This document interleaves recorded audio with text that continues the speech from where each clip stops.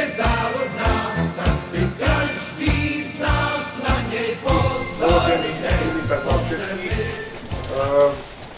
V prvom rade nášho vzácneho hostia Jozefa Tarkoviča, asistenta reprezentačného trénera slovenskej reprezentácie.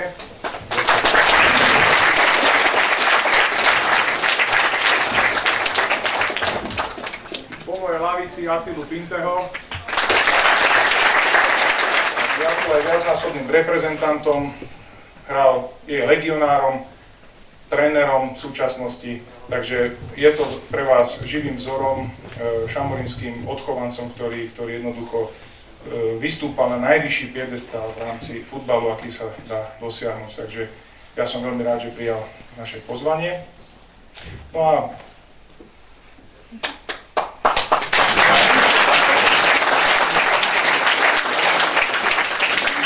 odo mňa, kto by si nepoznal, je Martin Pacholek, športový manažér klubu a úplne naľavo vyfešákovaný, hej, je Jožko Medeš, manažér.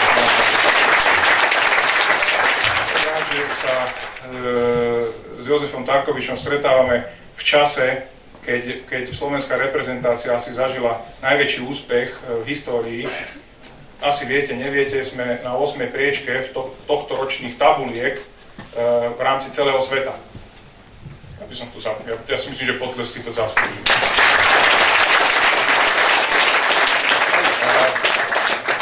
Z 9 zápasov 8 naši reprezentanti vyhrali a v celkových tabulkách FIFA sme tuším na 21. priečke. Takže poskočili sme z 24. na 21. miesto. Tá chémia v tom ústve je výborná, ale určite tomu museli dať chlapci čo najviac a takisto samozrejme realizačný tím. O tom, čo je, akým spôsobom sa má ten reprezentant, ten športovec pripravovať na svoju kariéru, o tom bude prednáška pána Tarkoviča a ináč je bývalým trénerom, môžeme ho spojiť s mestami a klubmi ako je Žilina, ako je Prešov, Košice, reprezentácia, myslím, do 18.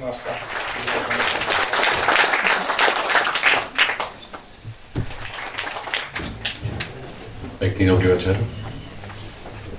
Tak v prvom rade ja budem ďakovať na začiatok a to je to, že tu môžeme byť medzi vami, ja si to strašne vážim a vidieť tak plnú sálu ľudí, ktorí tvoria históriu jedného z klubov, ktorý na Slovensku funguje, si myslím, na slušnej úrovni, dobrou filozofiou, tak ja som rád, že môžem byť medzi vami a sa podeliť o nejaké moje poznatky alebo môjho pohľadu, ako to vidím ja, taký nejaký leitmotiv tej prednášky alebo tej besedy, o ktorej ja som vlastne chcel hovoriť, tak je fakt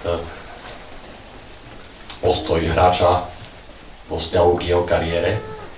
Budem hovoriť o veciach, ktoré si myslím, že do určitej miery každý z vás pozná, ale budem sa snažiť, aby ste sa na to pozerali trošku inak, možno doteraz.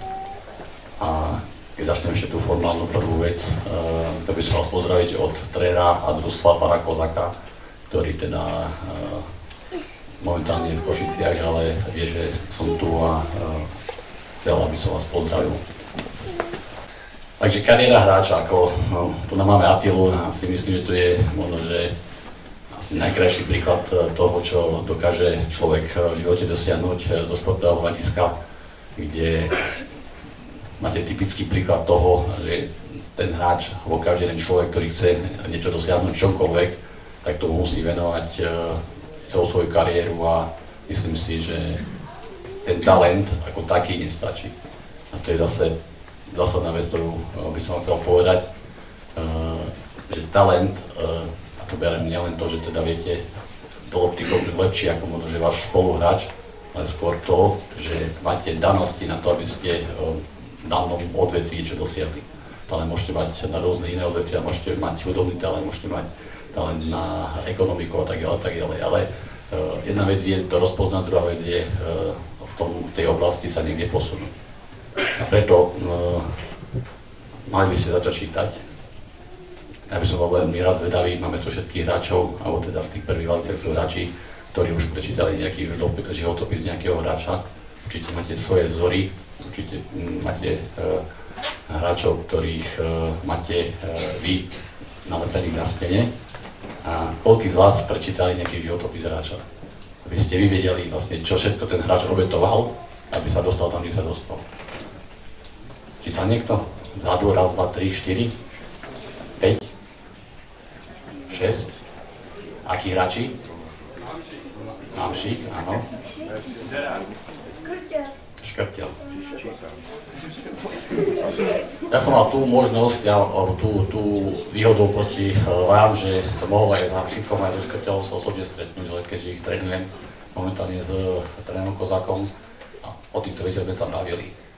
Čo je veľmi podstatné je, že okrem toho, že samozrejme sú pre vás vzory, alebo sú to slovenskí hráči, niečo dosiahli, presadili sa vo futbale na top úrovni, tak tomu futbalu obetovali maximum. Keď ste tie životopisy čítali a keď čítate, alebo respektíve čítate medzi riadkami, každý jeden hráč vám povie, že mal veľmi ťažké obdobie v svojej kariére. Väčšinou to je obdobie okolo toho, možno že 17. až 19. 20. roku, kedy začnete hrať veľký futbal a otázka je na akej úrovni, lebo ten veľký futbal môžete hrať aj na úrovni na klube, lebo možno, že aj tento klub bude raz hrať na vyššiu súťaž, alebo môžete hrať sa posunúť do iného klubu, ktorý tú veľkú súťaž hraje vysokú, tú šancu dostanete a otázka je, či ste to pripravení. A tak to nie je len o tom, že teda máte ten talent, ale skôr je to o tom, či máte k tomu športu vzťah. A vzťah futbalu vás predurčí k tomu, či budete veľkí hráči alebo nebudete veľkí hráči. Druhú vec, ktorú vám každý jeden hráč, ktorý dosiahol vrchol, povie, a zase sa nemusím baviť o futbale, je to, čo venoval tréningovom procesu.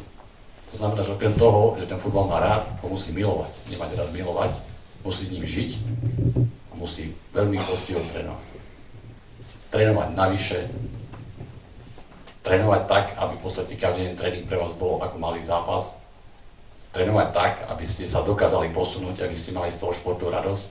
Lebo keď tréningom získate určitú schopnosť ovládať loptu a bude sa vám to dariť bez problémov, tak vy sami budete sa cítiť na ihrisku komfortne, budete si to užívať, budete majstrami. A to je vlastne pointa toho celého.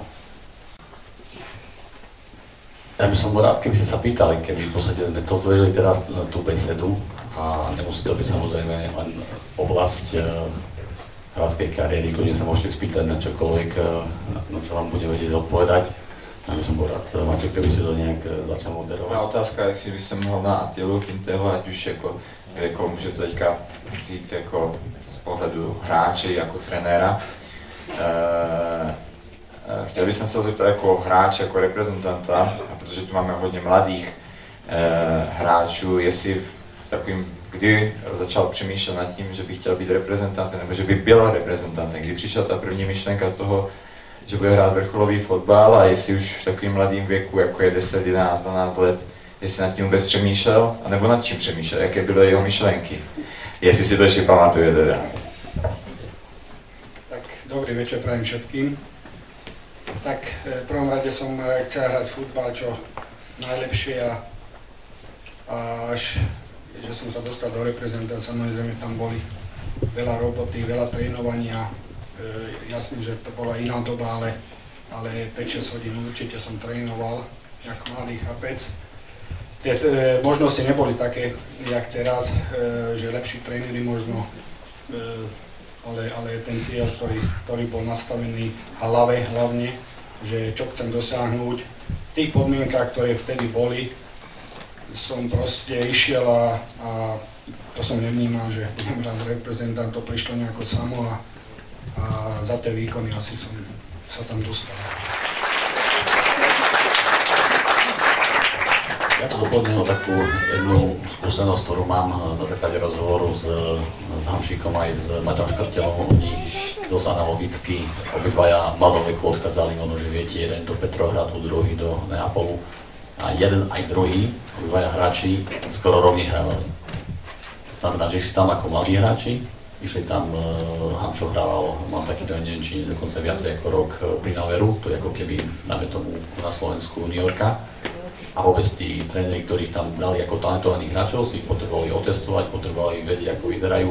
A či mi veríte alebo nie, oni sa za to vôbec ani teraz nehambia, keď sa s nimi o tom rozprávame, oni plakali. Prvý mesiac, keď tam bol, Miško hovoril, som prišiel na izbu, normálne som plakal. Od zúfalstva, od toho, že som bol pred domu, od toho, že v podstate nikto tam okolo neho nebol, ale preto som vám povedal, že je veľmi dôležité mať rád futbal, milovať ten futbal. Dokázať cez zdvory, cez to, čo vám teraz Attila hovoril, že určite ten život je aj o prekážkach, ale to, že tie prekážky musíte prekonať a musíte mať cieľ. A keď ten cieľ máte a keď v podstate ho vidíte a samozrejme k tomu cieľu vedú rôzne cesty, ale sa nezdáte a máte na to vytvorené podmienky, tak je veľká pravdepodobnosť, že ten cieľ dosiahnete. A preto hovorím na príklade týchto hráčov, lebo nie každému sa podarí dosiahnuť to, čo dosiahli oni dvaja, ale sa nevzdali. Mali na to samozrejme predpoklady, mali na to ten talent, o ktorom sa tu bavíme, ale milovali futbal a morálne a mentálne boli tak silní, že tie prekážky, ktoré tá kariéra im položila do cesty, prekonali. A teraz dosiahli to, čo dosiahli a dneska strašne veľa chalanov alebo hráčov rád rozpráva o platoch a tento zarába toľko a ten zarába toľko a ten je závodov a ten má v úvodzovkách natankované doplna. Ale to, aby, keď sa zase budete s nimi rozprávať, obidvaja povedia, keď zmeníte uhol pohľadu na futbal cez peniaze alebo cez to, že koľko budem zarábať, tak v živote nič nedosiahnete. Vy musíte hrať futbal kvôli tomu, že ho milujete. Nie kvôli tomu, že chcete zarobiť peniaze. A keď toto bude váš cieľ a toto bude vaša životná cesta, tak máte nádej na to, aby ste uspeli.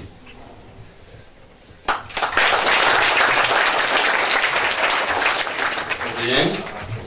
Ja by som sa chcel spýtať pána Darkoviča a aj pána Pinteho, čo si myslia, že je pre hráča najdôležitejšie medzi prechodom medzi dorastom a mužmi. Možno iný je pohľad toho trénera, ja budem hovoriť možno skôr z pohľadu toho trénera, možno Attila vám povie viac z pohľadu toho hráča. Keď ja si pamätám to svoje obdobie, najdôležitejšie je to, a zase sa vrátim k tomu, čo som hovoril, mať cieľ, ktorý chce dosiahnuť. Není niekedy jednoduché akceptovať, keď nemáte tú dôveru toho trénera a pravidelne nehrávate, dáme tomu v danom družstve. Ja som tiež napríklad dosiaľ vek strávil v Prešove, v tréne Prešov, a keď som bol vlastne mladší, v staršom doraste, tak som musel ísť na hosťovanie do Solivadu, nebol som tam.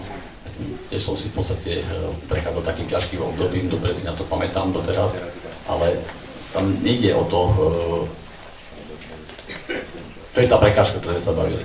To znamená, že vy keď máte jasný cieľ, že ten futbal chcete hrávať a v zásade vám je úplne jedno, či to bude prvá liga, či to bude druhá liga, tretia liga, samozrejme, že keď na to budete mať predpoklady, tak to tá prvá liga bude, alebo to bude nejaká iná úroveň, ale musíte mať cieľ, za ktorým idete a toto vás nemôže zlomiť.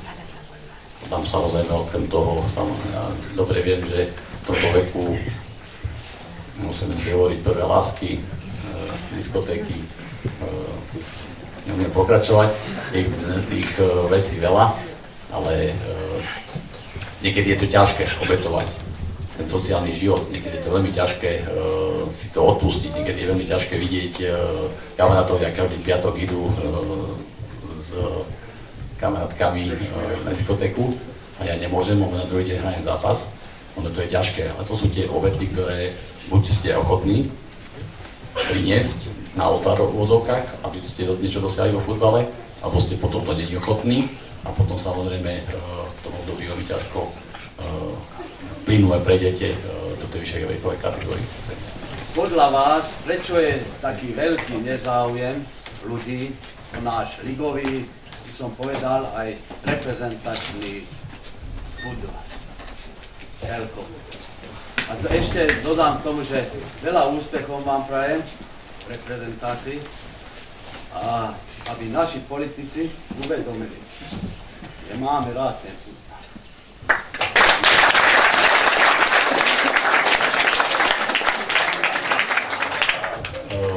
Veľmi ťažkú otázku ste mi dali, veľmi ťažkú. Fakt sme sa aj s Renom Kozakom týmto zaoberali veľakrát Určite ste zachytili polemiku ohľadom ceny lístkov za posledný zápas, keď sme hrali proti Fínsku v Žiline, keď tie lístky stali 12,24 €. Či to bolo veľa alebo málo, ja tu o tom nechcem polemizovať. A otázka je, keby nestali toľko, či by prišlo fakt plný štadión, že to bolo vlastne len problém možno, že výšky ceny lístkov. Ja to vnímam skôr inak, ja to vnímam tak, že voči futbalu je momentálne nedôvera. Ľudia na základe rôznych informácií, ktoré sú aj cez médiá podľa mňa forsírované neúplne šťastne pre futbal, tak podľahli dojmu, že ten futbal nie je dôveryhodná časť toho spoločenského životu a tým pádom sa k tomu tak správajú. Ja som veľmi rád, že sa to začína otáčať. Ja som mal strašne veľa dobrých skúseností a stretnutí s ľuďmi, ktorí teraz po tom úspechu, ktorý sme dosiahli, že sa nám podarilo vyhrať tie 4 zápasy, tak menia názor na reprezentáciu, ale cez to všetko si myslím, že taký ten typický odzokár slovenský fanúšik, že fandíme vtedy, keď sa darí, lebo keby sme tie zápasy možno nezvládli, tak ten postoj bude úplne iný, ako je teraz, čo je logické, čo je v podstate všade vo svete, to ja akceptujem, ale každopádne ja to vidím tak, že keď zoberiem, že sme hrali doma so Španielskom v Žiline a listov stal 60 € pred zápasom a bol tam dopyt, bolo ďalších 10 000 ľudí, ktorí by si ten listov chceli kúpiť.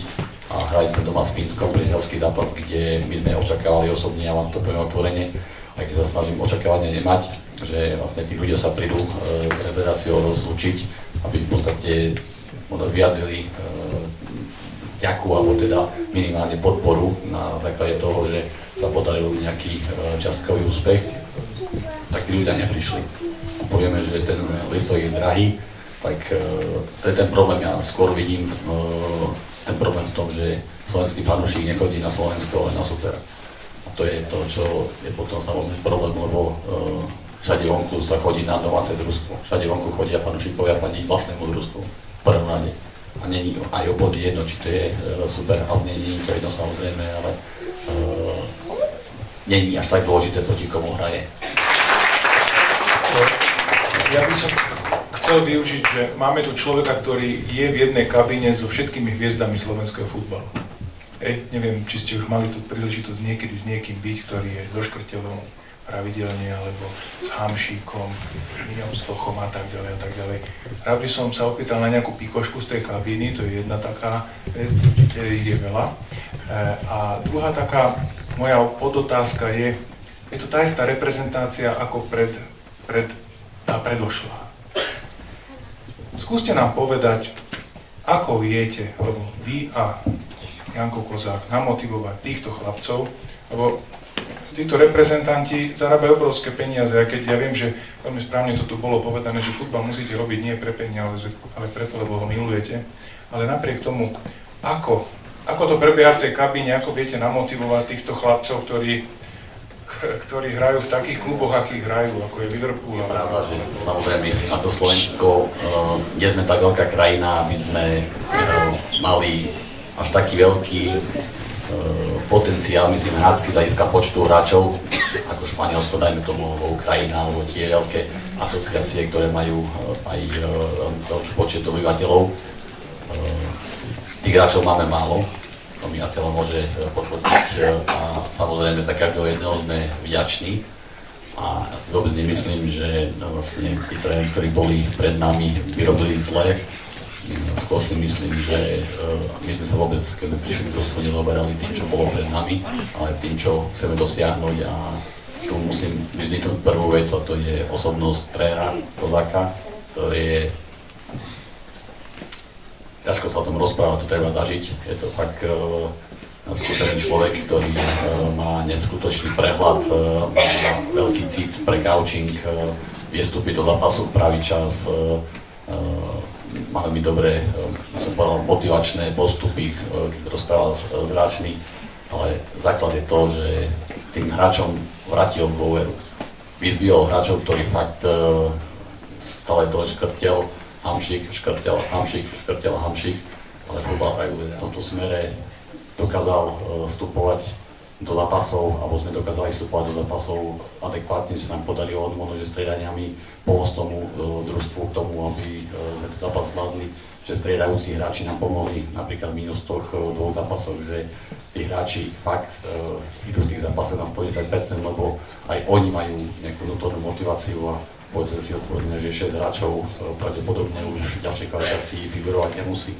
Takže to sú všetko veci, ktoré v pravom čase by mali do seba zapadnúť a oni zapadli. Ja by som chcel poďakovať všetkým hostům za skúsenosti a poznatky, ktoré nám tady dali a doufám, že se nám tu s námi líbilo a že nás znovu zase poctí svou návštěvou v budoucnu. Prosím velký potlesk pro všechny.